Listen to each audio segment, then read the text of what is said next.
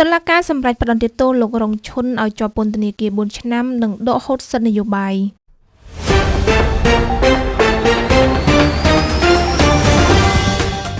សាលាដំបងរាជធានីភ្នំពេញនៅថ្ងៃទី5 ខែឧសភាឆ្នាំ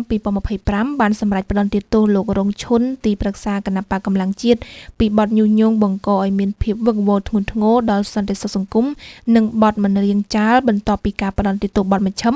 ដោយសម្រេចឲ្យជាប់ពន្ធនាគាររយៈពេល4ឆ្នាំនិងដកហូតសិទ្ធិបោះឆ្នោតនិងឈរឈ្មោះបោះឆ្នោតជាអចិន្ត្រៃយ៍ជាមួយគ្នាតុលាការក៏បានពិន័យលោករងឈុននៅប្រាក់ចំនួន4លានរៀលជុំវិញការផ្តន្ទាទោសនៅថ្ងៃដដែលនេះគណៈបកកម្លាំងជាតិបានចេញសេចក្តីថ្លែងការណ៍ដោយបង្ហាញការសោកស្ដាយចំពោះសេចក្តីសម្រេចរបស់សាលាដំបងរាជធានីភ្នំពេញដែលបានផ្តន្ទាទោសលោករងឈុនទីប្រឹក្សាគណៈបកកម្លាំងជាតិនិងចាត់ទុកការសម្រេចរបស់សាលាដំបងរាជធានីភ្នំពេញជាការសម្រេចសេចក្តីយ៉ាងអយុត្តិធម៌និងមានលក្ខណៈនយោបាយដោយសារតែលោករងឈុនមិនមានកំហុសដោយការចោទប្រកាន់ហើយការផ្តន្ទាទោសនេះនឹងធ្វើឲ្យមតិជាតិនិងអន្តរជាតិកាន់តែមើលឃើញថាកម្ពុជាកំពុងតែដើរផ្ទុយពីគោលការណ៍ប្រជាធិបតេយ្យ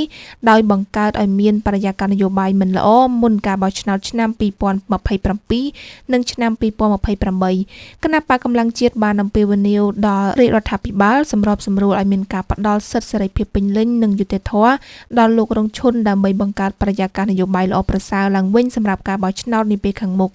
តាមការចេញផ្សាយរបស់អង្គការសិទ្ធិមនុស្សលីកាដូការផ្តន្ទាទោសនេះត្រូវបានធ្វើឡើងបន្ទាប់ពីលោករងឈុនត្រូវបានគេចោទប្រកាន់ថាបានបញ្ចេញមតិទាក់ទងនឹងការបោកប្រាស់តាមប្រព័ន្ធអ៊ីនធឺណិតនៅកម្ពុជានិងបញ្ហាព្រំដែនកម្ពុជាវៀតណាមលោកធ្លាប់ត្រូវបានតុលាការផ្តន្ទាទោសពីបទញុះញង់កាលពីខែសីហាឆ្នាំ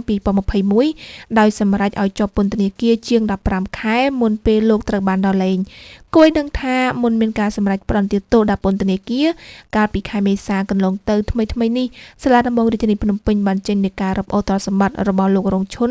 ដែលរួមមានទាំងផ្ទះរបស់លោកនៅរាជធានីភ្នំពេញផងដែរដោយសារតែការខូចខាតទាំងនោះមិនទាន់ត្រូវបានបង់សងទៅកាន់គណៈកម្មាធិការចម្រុះកិច្ចការព្រំដែនដែលជាភាគីដែលមិនដឹង